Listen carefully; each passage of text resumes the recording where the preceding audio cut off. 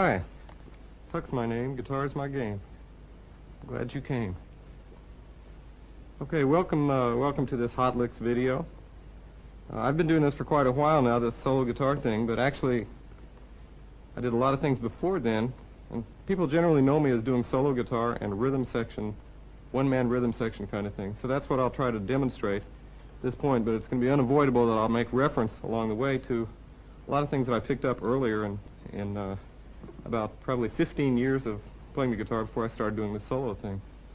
Since 1978, I've really been doing exclusively duo guitar, and along the way kind of inadvertently picked up a lot of things about solo guitar.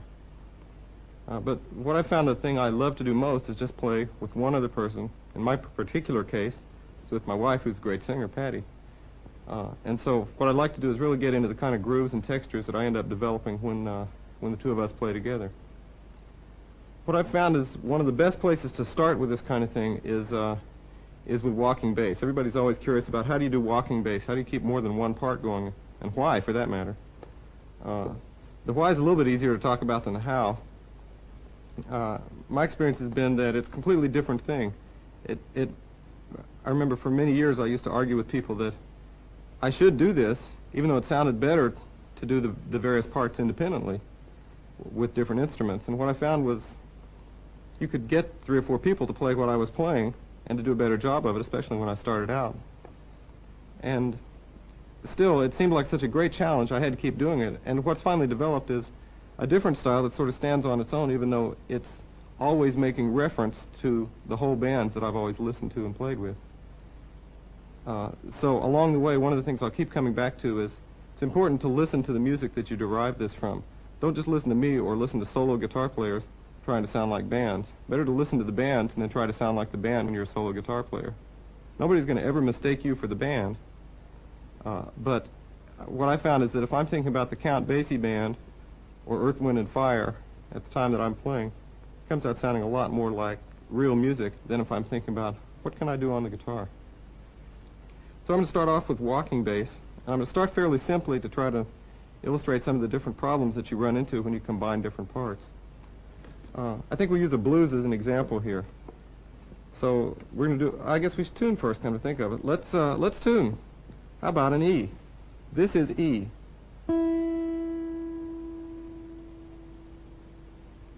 Let's try another E.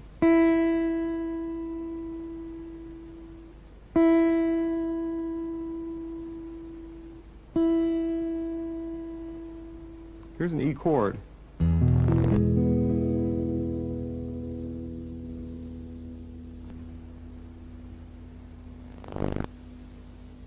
Okay, so we want to move in the direction of doing something like this.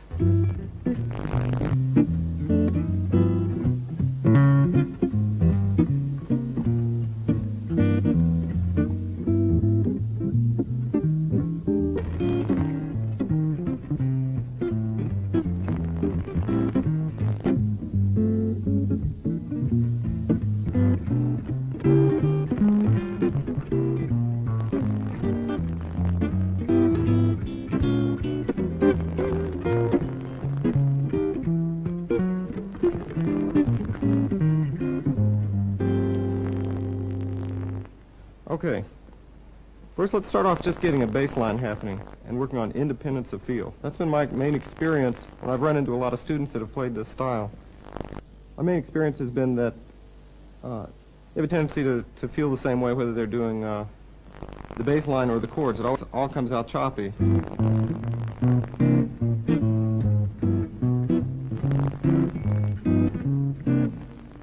Or it all comes out legato.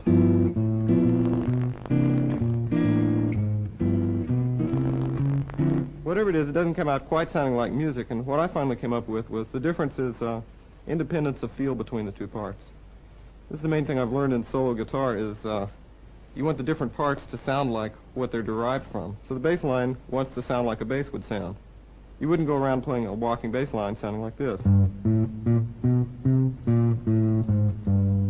You would tend much more to make it legato.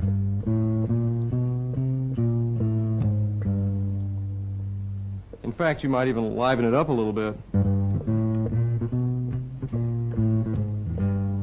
if you didn't have anything else to do. So the trick is not to let all those details and all that richness that makes it music disappear at the point where you start to try to combine the parts. So let's take a very simple example and piece it together. First, let's just get the chords down.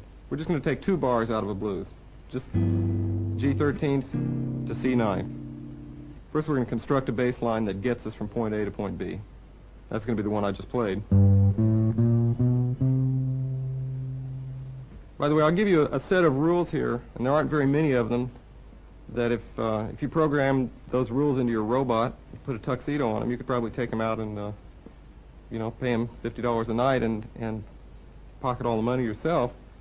But you could actually get a robot to sound pretty much like a bass player if you eliminate all the creativity from him. And what I found is that on the guitar, when you're doing the solo guitar thing, it's not as critical to go as far into to be as advanced. That's what I'm trying to say. You don't have to play a super advanced bass line in order to make solo guitar walking bass sound convincing. You don't have to be an incredible bass player. You just have to get from point A to point B in a reasonable way. So what I call these is workhorse bass lines, rules for making a workhorse bass line. And the general